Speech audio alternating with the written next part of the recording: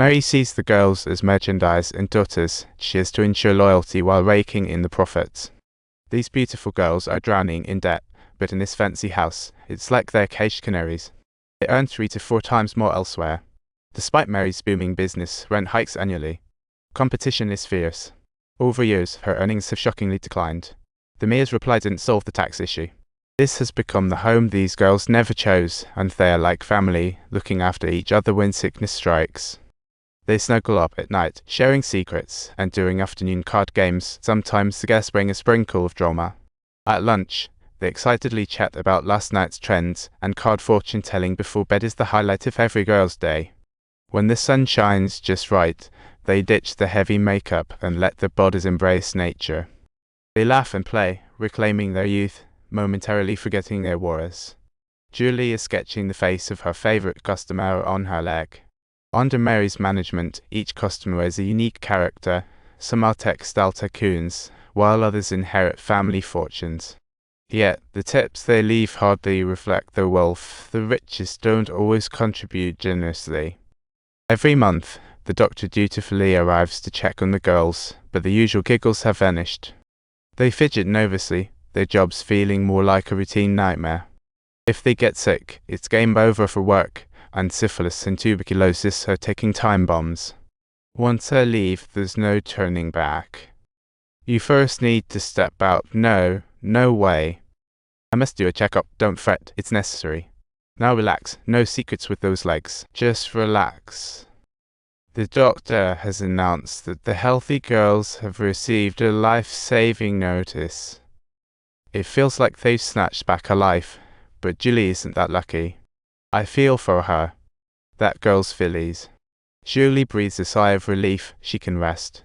She's resigned to her fate, unable to find her ideal in this profession. That smile of hers mixes confusion with fearless terror.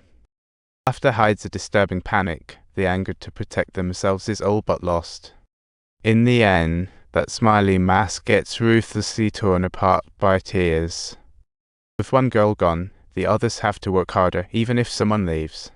Safety regulations require them to take cold showers before jumping back to work. No breaks, people. An artist claims research shows wives, daughters have smaller head circumferences.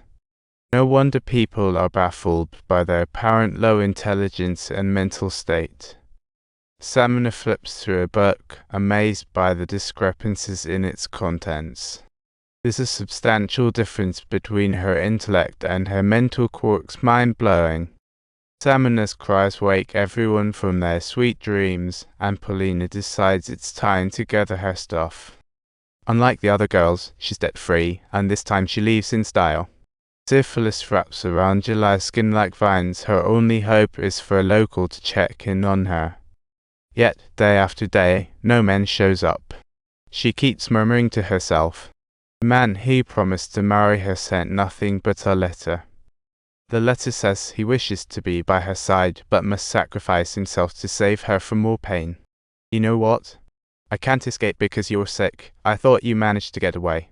But I'm still in danger and there's no improvement. I need to wait another 15 days, Julie. If I get sick, he'll forgive you, but I've never dealt with this illness before. I don't want to harm others. People have secrets, yet no secrets. I feel so sorry, Julie.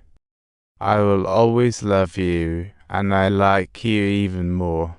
Not just because of who you are, but also because of your strength when you're sick.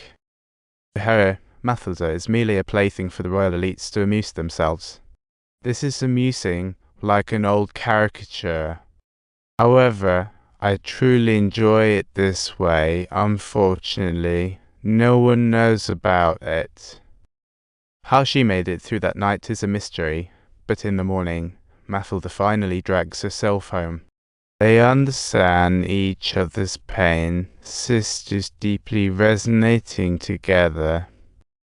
It's a rotting field, an unyielding breeze, the last bit of liveliness and tenacity hiding in the wounds of all the girls the world has roughly handled. I don't want to die. I truly don't want to die. I swear to you, I have an intense desire to die, yet I am afraid. Syphilis and other new diseases spread like wildfires. Society sees brothels as evil's breeding ground. The government gradually bans legal brothels to purify the city. Skyrocketing rent leaves Mary helpless. July's death spreads in Paris, casting a scandalous shadow over the elite.